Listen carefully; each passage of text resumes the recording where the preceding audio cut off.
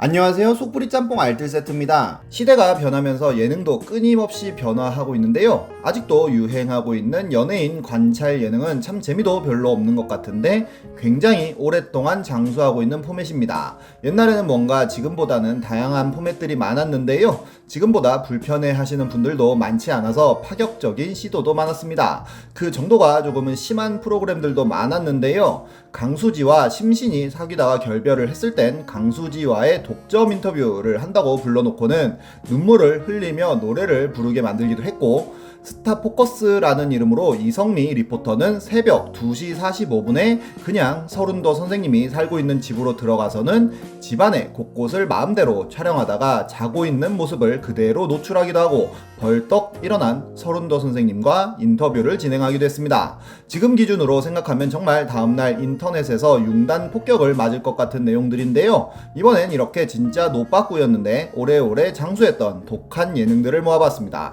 그럼 한번 볼까요? 첫 번째는 도전지구탐험대입니다. 도전지구탐험대는 요즘 하는 정글의 법칙 매운맛 버전이라고 봐도 될 것 같은데요. 정글의 법칙이 주작 때문에 말이 많았다면 도전지구탐험대는 너무 리얼해서 말이 많았던 프로그램이었습니다. 매주 연예인들이 해외로 나가 그 나라의 문화를 체험하고 오는 프로그램이었는데요. 문제는 어떤 문화든 그냥 가서 체험시키고 왔다는 것입니다. 체험 정도가 아니라 완전 현지인이 되어 살아보고 오는데요. 특히나 오지 위주로 체험을 했기에 정말 위험한 체험들도 너무 많았습니다. 지금은 교수로 재직 중인 이원용 씨는 아프리카 적도 횡단 특집에 출연을 했다고 하는데요. 나중에 여성 동화에서 밝힌 바에 따르면 하필 적도 횡단 중간에 콩고가 있었는데 당시에 콩고는 내전 중이었다고 합니다. 촬영팀의 가이드가 쿠데타가 일어나서 친척들이 다 처형당한 왕족이었는데 가이드의 사촌형이 콩고에 있어서 겨우 콩고에 들어갈 수 있었다고 하는데요. 콩고의 군인들은 절대로 촬영을 할 수 없다고 엄포를 했지만 촬영팀이 몰래 촬영을 하다가 걸렸고, 그럼에도 뇌물을 통해 풀려날 수 있었는데 이때 삐를 받았는지 촬영팀은 또 몰래 촬영을 했다고 합니다. 그렇게 베니라고 하는 곳에 가장 좋은 호텔을 잡아 여장을 풀었다는데요. 바로 다음날 반군은 공격 명령을 내렸고 가이드의 사촌형이 사태가 심각하니 지금부터 아예 문을 열고 나오지 말라고 했다고 합니다. 결국 촬영팀과 출연진은 방 하나에 갇혀 사흘간 비상식량으로 버텼다고 하는데요. 양동이 하나의 물로 사흘을 버텼다고 하니 정말 힘들었을 것 같습니다. 호텔을 포위하고 있던 반군이 방마다 군인들을 배치하고 있어 절대로 나가지도 못했다고 하는데요. 어떻게든 촬영팀은 보초선 군인부터 시작하여 영관급 지휘관까지 뇌물을 통해 매수했고, 겨우 호텔을 빠져나가 같은 층에 머물렀던 러시아인들이 화물 운송용 비행기로 탈출한다는 이야기를 듣고 그 비행기에 짐칸에 태워달라고 하여 허락을 받았다고 합니다. 하지만 공항으로 가는 길 내내 반군들이 보초를 서 있었다는데요. 담배를 몇 갑씩 주면서 겨우겨우 빠져나갔고 비행기를 겨우겨우 탈 수 있었지만 결국 콩고 국경에 다시 내렸다고 합니다. 제작진이 콩고에 촬영분이 없으니 우간다에서 더 촬영하자고 했기 때문이라는데요. 그때 본인들이 묵었던 호텔이 폭격으로 완전히 무너졌다는 소식도 함께 들었다고 합니다.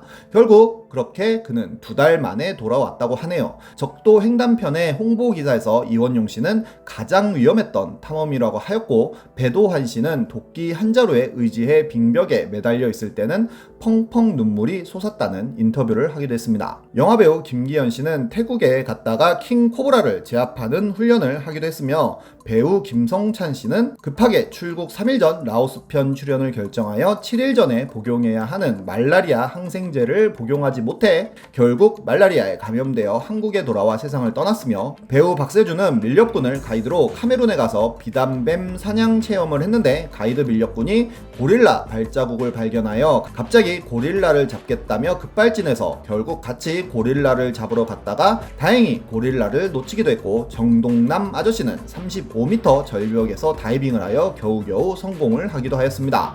그러다가 개그우먼 정정아가 콜롬비아에 가서 아나콘다에게 물리는 사고가 발생하는데요. 충격을 받은 정정아는 바로 한국으로 귀국하여 파상풍 치료와 함께 방송 생활을 중단하게 됩니다.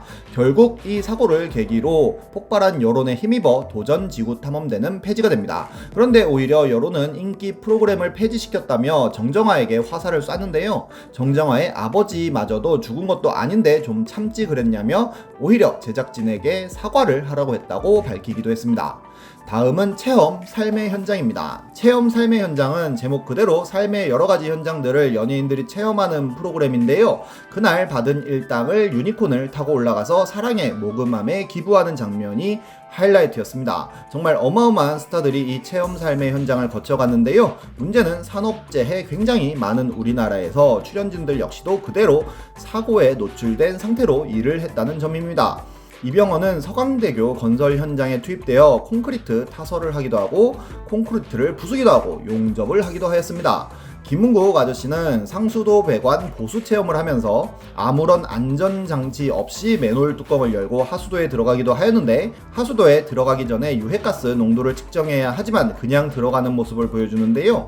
김은국이 질식할 것 같다고 하지만 현장 감독은 괜찮다면서 빨리 내려오라고도 합니다. 이 맨홀 작업은 이런 안전 불감증으로 당시 1년에 20여 명씩 사망자가 나오는 아주 위험한 작업이었다고도 합니다. 또한 가수 베이로와 이혜리가 출연한 냄비 만들기 체험에서는 공장에서 아무런 보호장구도 없이 작업을 하는 공장 아주머니의 모습이 그대로 전파를 타고 장난삼아 냄비를 안전모 위에 쓰는 모습도 보여주는데요. 롤러에 판을 넣을 때도 아무런 안전에 대한 대책이 없는 모습을 보여줍니다. 장갑 만들기 같은 안전해 보이는 체험을 한 장웅씨 역시도 한 번에 45kg짜리 원재료를 허리에 쥐고 옮기는 등 허리 나가기 딱 좋은 체험을 시키기도 하는데요. 이렇게 힘들어 할수록 오히려 시청자들이 좋아했다는 게 함정입니다. 개그맨 김경민이 유리 원료를 배합기에 넣으면서 돌가루 분진이 어마어마하게 나왔지만 방진 마스크가 아닌 일반 면 마스크를 착용하고 있었으며, 탤런트 양재성 씨의 가구 공장 편을 보면 숙달하지 않은 출연자가 나무를 자르고 있으며 역시 이렇게 엄청 무거운 짐을 요령 없이 나르는 장면을 내보냅니다. 배우 박신양은 안전장비 없이 굴뚝 청소를 하기도 했습니다. 물론 위험하지 않은 체험을 하는 연예인들도 많았는데요. 굉장히 유명한 슈퍼스타들이 땀 뻘뻘 흘리면서 일하는 모습을 보면 재밌긴 했지만 안전 불감증 역시도 어마어마하게 보여준 프로그램이었습니다. 그리고 여담으로 당시 아이콘이었던 이 유니콘은 뮤뱅에서 방탄소년단 무대의 소품으로 출연하여 화제가 되기도 했었는데, KBS 유니콘이라는 인스타 계정으로 1박 2일 인력 사무소 소장 역할을 하고 있기도 합니다. 다음은 스타 이런 모습 처음이야 입니다. MBC에서 이경규의 몰래카메라가 대박이 나자 SBS에서도 꾸러기 카메라를 하기도 하고 박수홍의 스타 이런 모습 처음이야 라는 포맷도 방송을 하는데요. 점점 몰래카메라에 시청자들이 식상해하자 스타 이런 모습 처음이야는 점점 자극적인 소재로 강도를 올려갑니다. H.O.T 편에서는 토니가 전염병에 걸렸다면서 문희준을 속이기도 하고, SES 편에서는 초능력으로 바다를 사라지게 했는데 다시 나타나지 않아 유진을 울리기도 하며, 이지훈 편에서는 시문화에 침실을 급습한다면서 들어가기도 하는데요. 지금도 레전드로 꼽히고 있는 편은 잭스키스 편인데, 뮤직비디오를 촬영하다가 은지원이 패러글라이딩에서 추락하여 크게 다치고 이를 본 강성훈이 은지원이 죽는 줄 알고 놀라서 오열하는 모습을 보여주기도 했습니다. 이때의 강성훈은 정말 순수해 보였는데요. 몰래카메라인 걸 알고 난 이후로도 멍하게 충격에서 헤어나오지 못하는 모습을 보여주기도 했습니다.